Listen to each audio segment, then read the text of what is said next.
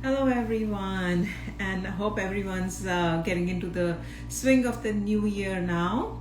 So, we are actually going to be talking about estrogen dominance, specifically women's health, and how acupuncture and traditional Chinese medicine can help all the women. That's the topic. So what we're going to do is we actually are going to talk to Dr. Adil Munshi, who's live from Australia, and the topic is, he's a licensed acupuncturist who specializes in women's health, fertility. There you are. Hello, Dr. Munshi. How are you? Hi, good. Thank you, sir. Yourself? Good, good, good. Well, happy New Year. You too. Thank you very much. Yeah. So I was telling our viewers that we are going to be talking about how acupuncture can help with women's health, and specifically, we'll focus on a little bit more on the estrogen dominance.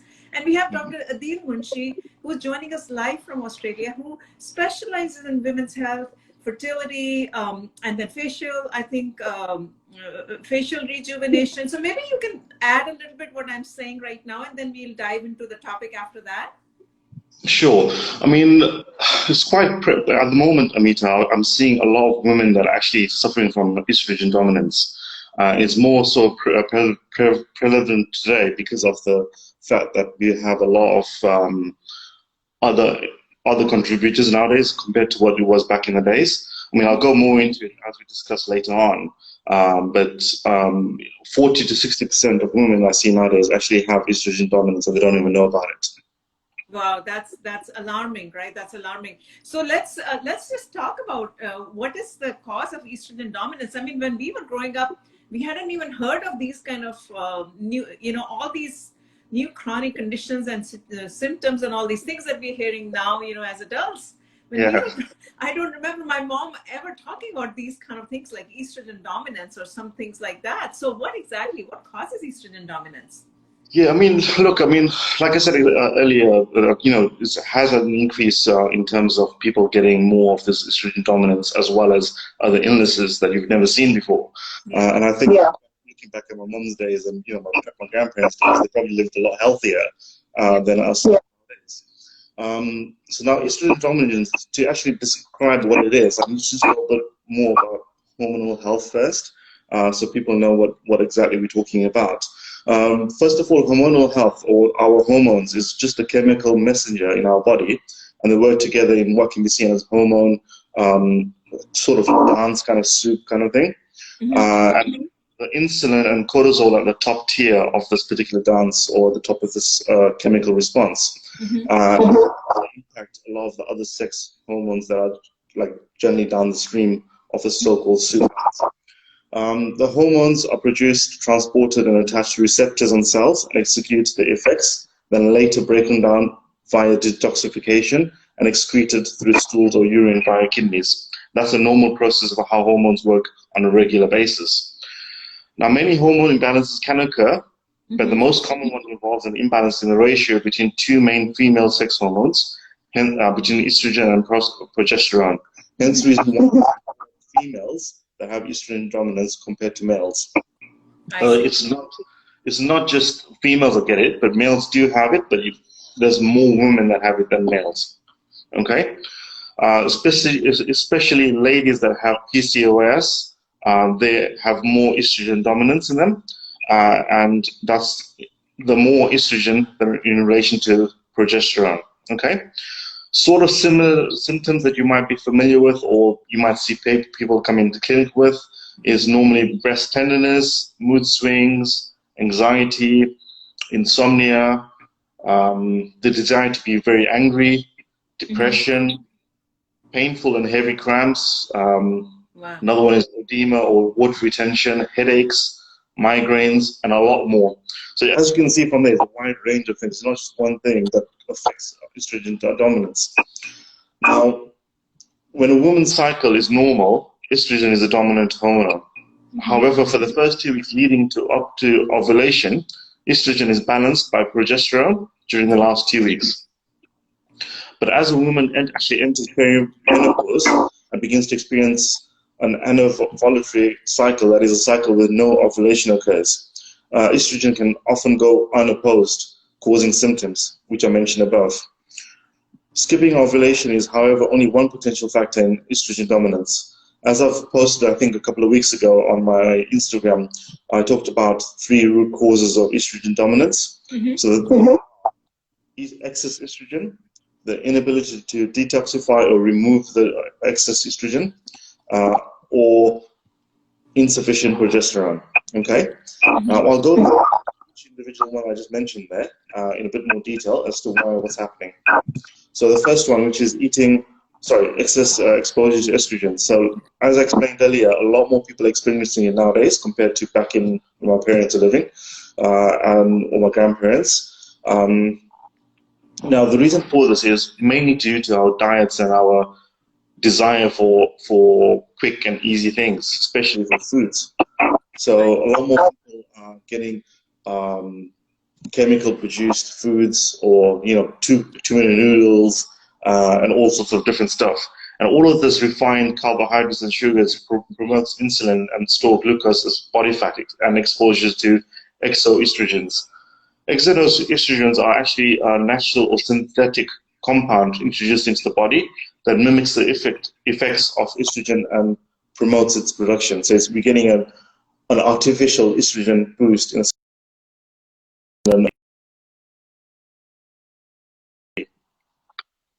chemicals in the environment which can compete with biological estrogen receptors for the cells and disrupting signals between the ovaries and the brain. This is what we're talking about, is like perfumes and all those other receptors that we actually spray on household goods, so like cleaning, that all has a part in actually getting our estrogen chemical receptors overboard. Okay. There has also been a linked development of various cancers compared to when we actually look at estrogen dominance. They have found a link to that. So it's quite interesting that a lot of the cancer research is now looking at estrogen dominance as one of the main causes of that. Now, hormones in conventional framed foods such as meats and vegetables. I don't know if you're aware, but most meats nowadays are actually injected, and antibiotics stuff just to get it quicker. The shelf life of a chicken actually lasts longer.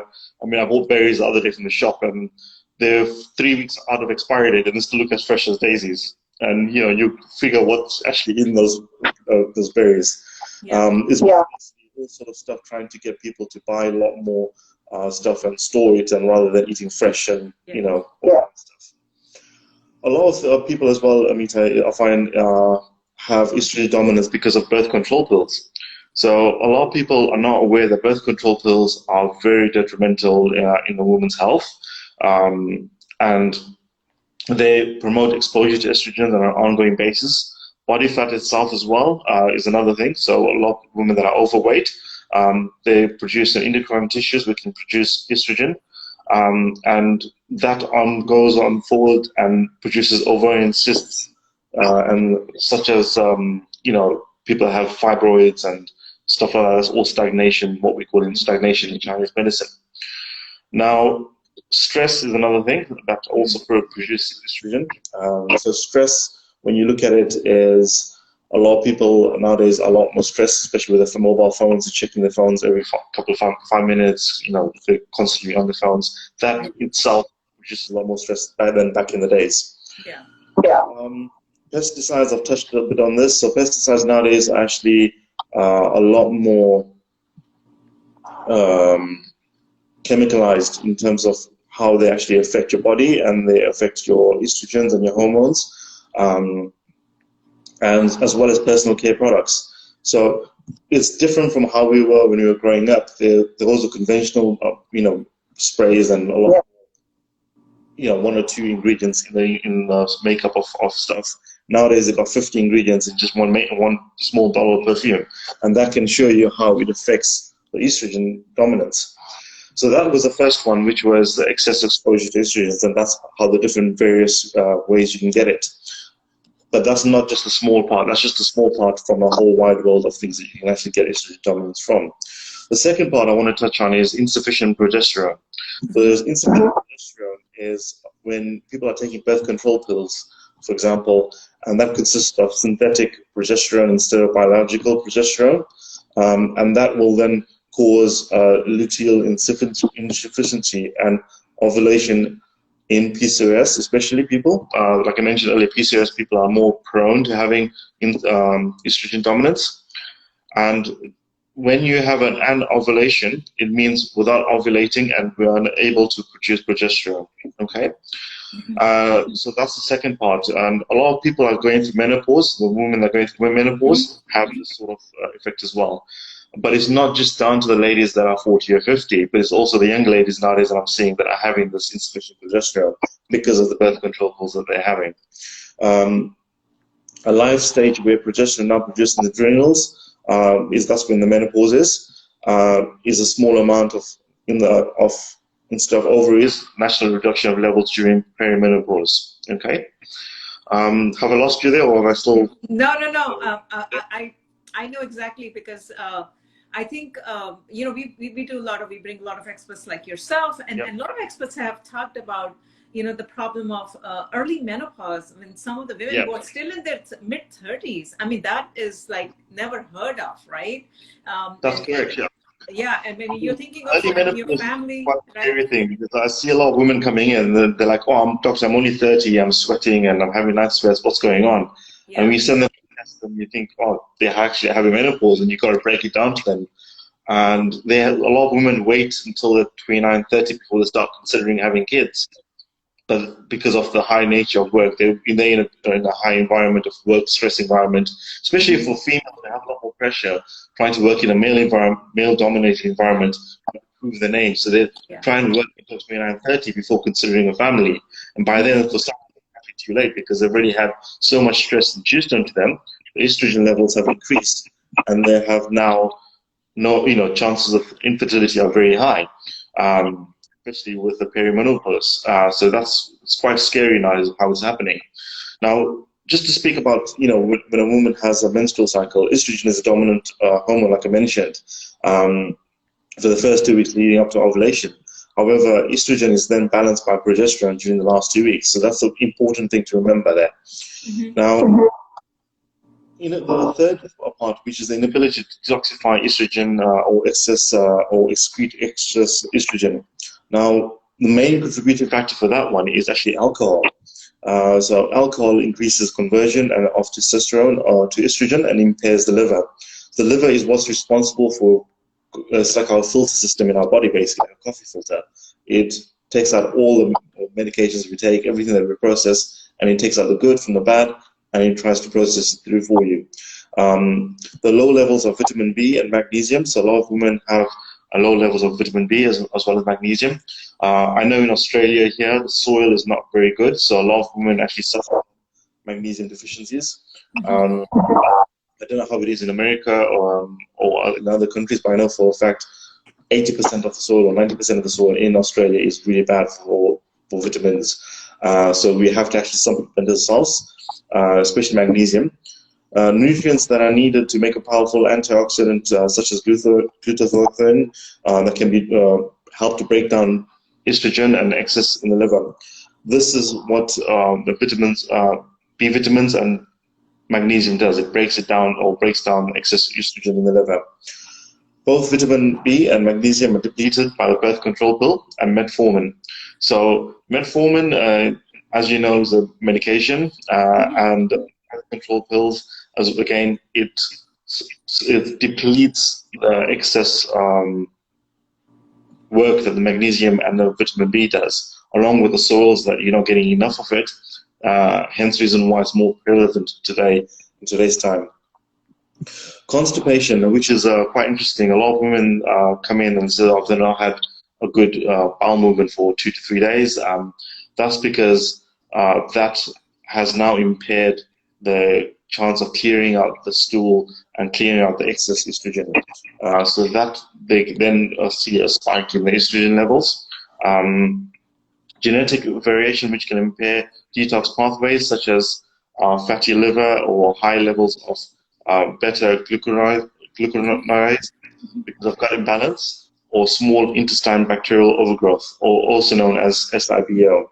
Okay, this enzyme enables estrogen to be reabsorbed into circulation, and it helps it go through. However, this has been affected by gut health. Again, that's affected by anxiety and a lot more other stuff, which I'll go through later on when I talk about the body clocks. This enzyme enables estrogen to be reabsorbed into circulation, like I mentioned earlier. Low bowel production or missing gallbladder. So a lot of women I see also have gallbladder removal, which was quite common, I think, back in the 1980s, 1990s. It still is in Australia, which I think should be reviewed quite seriously, because a lot of people that have gallbladder removed by the Western doctors, they find they're having trouble later on in life, especially trying to remove the fat out of the system. And like I said, it doesn't help with the low bowel production, which actually helps with estrogen dominance. And the bowel that's needed from the gallbladder to move estrogen from the GI tract or the gastrointestinal tract for excretion, if that's not produced, the estrogen then just sits in the system and it can't be removed. And that's the three ways, Amita, that we can get estrogen dominance. Okay, so let's talk about, so I think this is very alarming. What you're talking about is so many different things, like, you know, all of us are not eating fresh foods, you know, packaged foods and all these chemicals, whether it's pesticides in our food, whether it's pesticide cleaning, whether it's makeup or all, you know, we are surrounded by pesticide. We're surrounded by all the chemical things right around us, no matter what, how we, you know, we can't control it. So what do we do? I mean, how can acupuncture and traditional Chinese medicine, how can it help?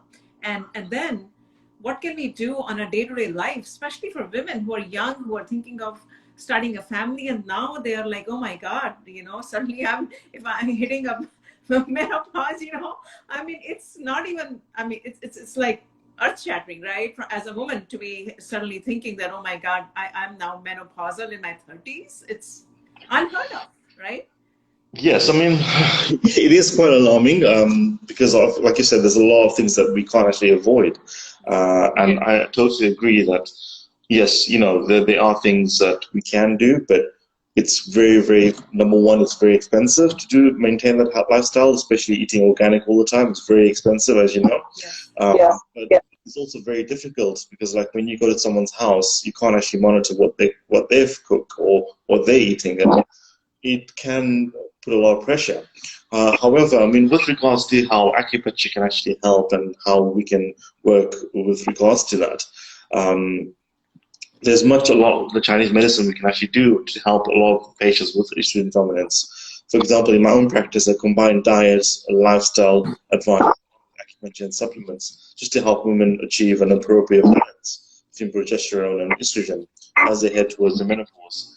Or even whilst they're younger and they've just, you know, like 25, 30s and they're still getting perimenopause.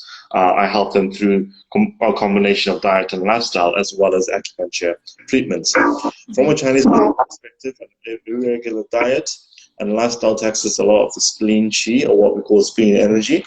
And this leads to what we call as damp stagnation. So damp stagnation in Chinese medicine is an accumulation of water, and that normally occurs from poor eating habits, eating too fast, eating not on time, eating whilst you're watching TV, or eating foods such as a lot of dairy products have estrogen stuff, or damp forming products. Bananas have a lot of damp forming products. So all of that is what you need to be looking at.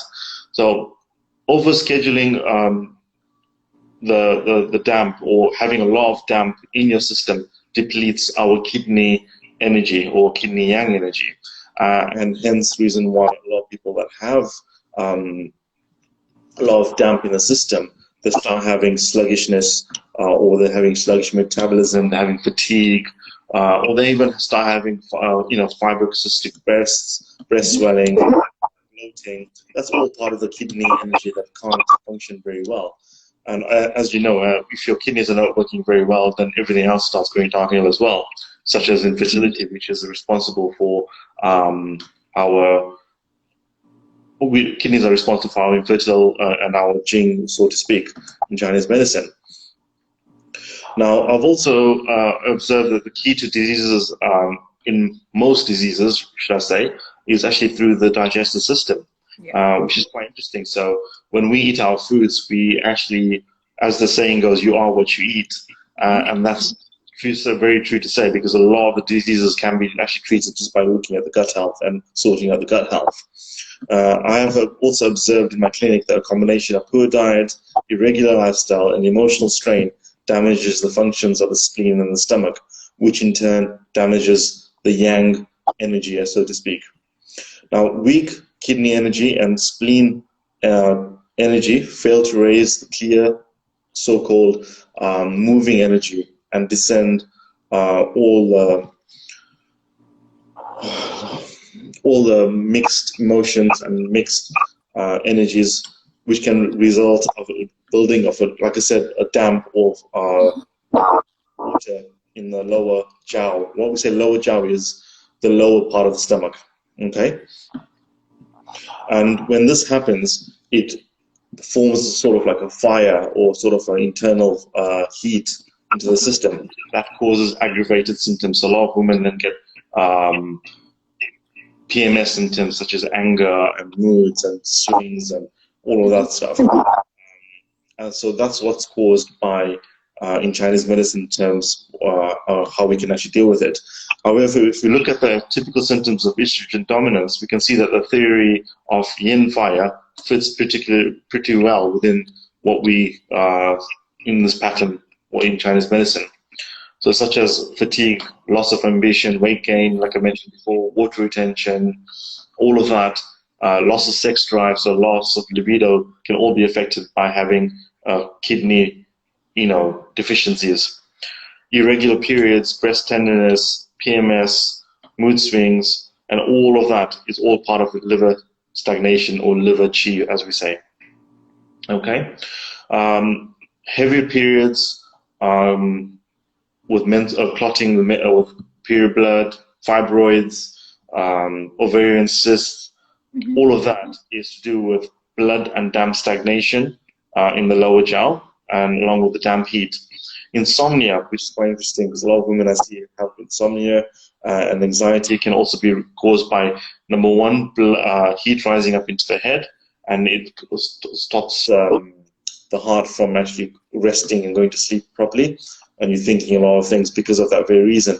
What that then does, it leads to blood deficiency, and you then have the liver being impaired because of the blood deficiency. So as you can see, Chinese medicine can target every single one of those through various reasons, and we can then bring that all down and get that sorted out very easily. I think that's powerful. And then after you treat someone, with Chinese medicine and acupuncture, then they have to have some kind of after that, they have to follow a certain protocol, right? Based on the diet or based on some of the herbs. You also recommend some of the herbs that they should be taking. I see someone thumbs up, so that's great. Someone is enjoying the conversation we are having.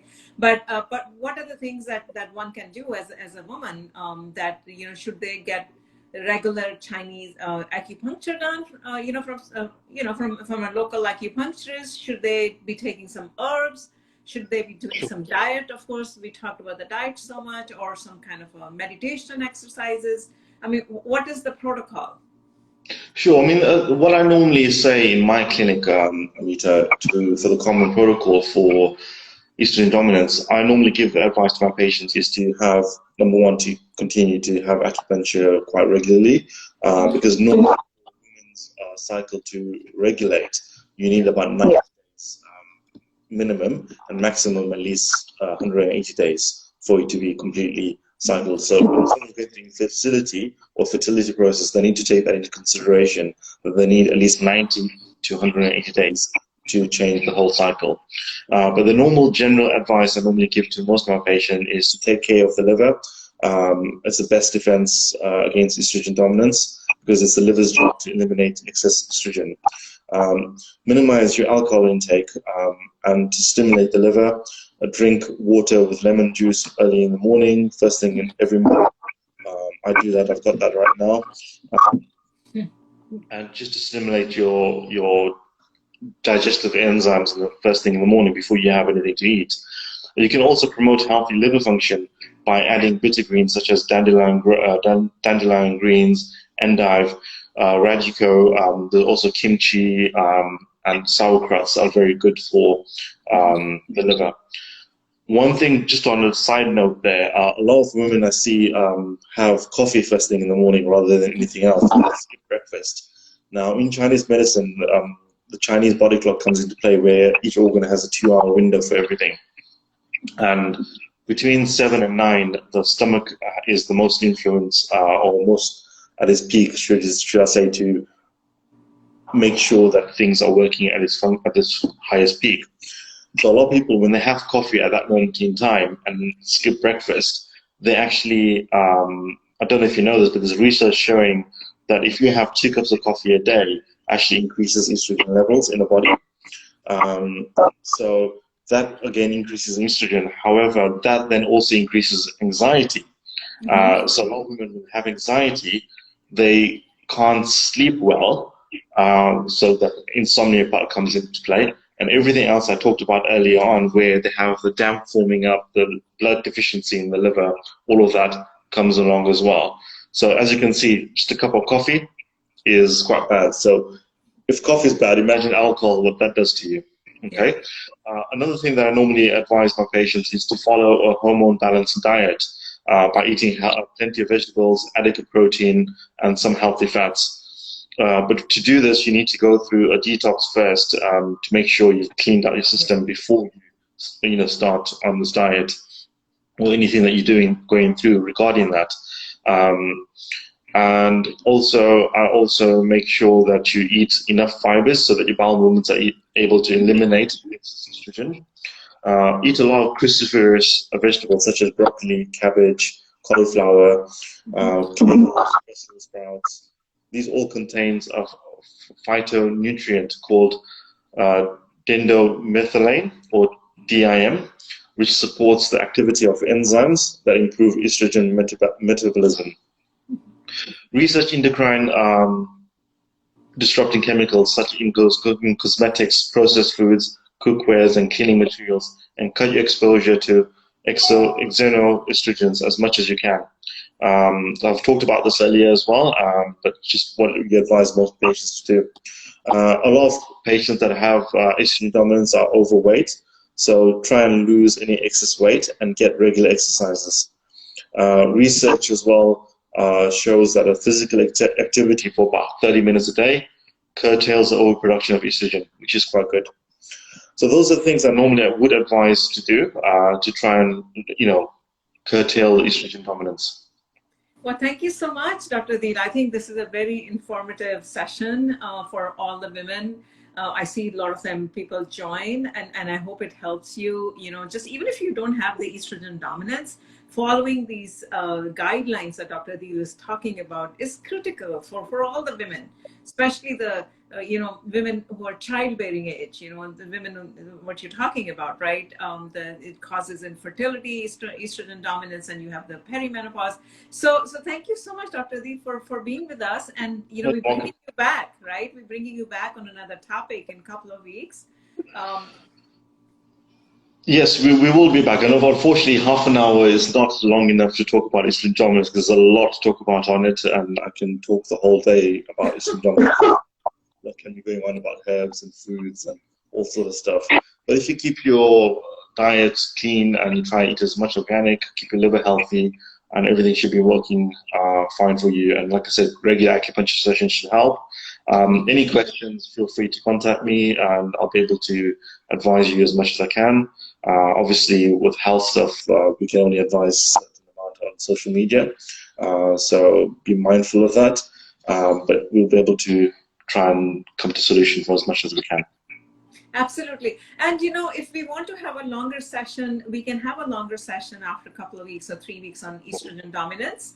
Insta sessions, are meant to be like half an hour, but we can do a longer session where we can actually invite the live audience, people who participate, the women specifically, and they can be more educated about estrogen dominance, because I think it's a very important topic. It's specifically for all the women. Nowadays, what you're talking about and what we were talking about, our moms didn't even hear about that. So. Yeah, well, thank you so much for being with us. And we are coming back in 2 weeks. Yeah, 2 weeks, I think we're coming back with another topic. Dr. Munshi is an expert on women issues, women fertility and women issues. So we're going to be bringing him back for more and more topics, so that, all the women like us, we can have a healthy and a good life, right, Dr. Munshi?